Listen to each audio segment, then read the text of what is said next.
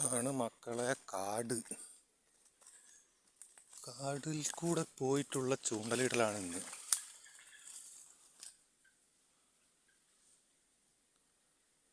ഒരു danger place ആണ്.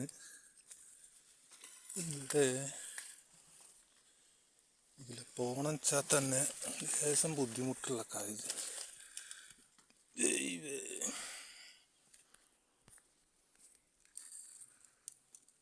ഉള്ളിൽ കൂടെ ഇറങ്ങി മറിഞ്ഞ്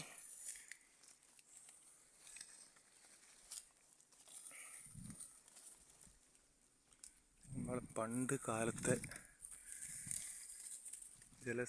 കൃഷിക്ക് ജലസേചനം നടത്തിയ പമ്പ് ഹൗസാണ് കാട്ടിലുള്ളത്. വേറൊരു സംഭവം കാണപ്പം. ഇതാണ് പണ്ടത്തെ പമ്പ് ഹൗസ്. അപ്പം പിന്നെ കൃഷി ഇല്ലാത്തതിനോണ്ട് പിന്നെ പ്രശ്നമില്ല. ഇത് നിങ്ങളാരും കാണുന്നുണ്ടോ? ഇതാണ് ലൈന്, കാട്ടിൽക്കൂടെ പോണ ലൈനാ. അത് മീൻ വെട്ടുന്ന സൗണ്ടാണ് ഈ അടിയിൽ നിന്ന് കേൾക്കുന്നത്. വലിയ വലിയ മീനുകളാട്ടോ ഈ താഴത്തുള്ളത്.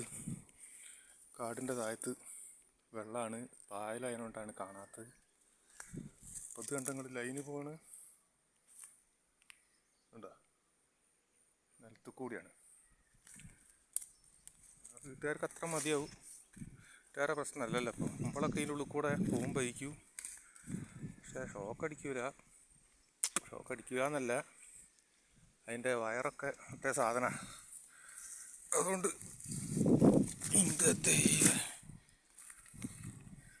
നിങ്ങൾ ഇത് ഫുള്ള് കാടാ.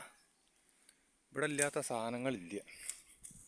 പന്നി, ഇനി ഇല്ലാത്ത സാധനം ഇല്ല ഇതിൽ. ഇവിടെയൊക്കെ പൊത്തുകളാ. നിങ്ങൾ കാണണ്ട പൊത്ത് ഉണ്ടോ? ജാതി പൊത്താ. പന്നിയല്ല, പല ജാതി ഉണ്ടാവും. പിന്നെ ഇവിടെയുള്ള പ്രശ്നം എന്ന് പറഞ്ഞു കഴിഞ്ഞാൽ ഏജന്തുക്കളാണ് വേണ്ടോണുണ്ട്. വളരെ ശ്രദ്ധിക്കണം. നമ്മളെ ചൂണ്ടൽ ഇന്നലെ ഇട്ടുവെച്ചാണ്. ഇതൊക്കെ നോക്കിയിട്ട് എന്താ റിസൾട്ടൊക്കെ ഉണ്ടോ എന്നുള്ളത് നമുക്ക് കാണാം. ഓക്കെ.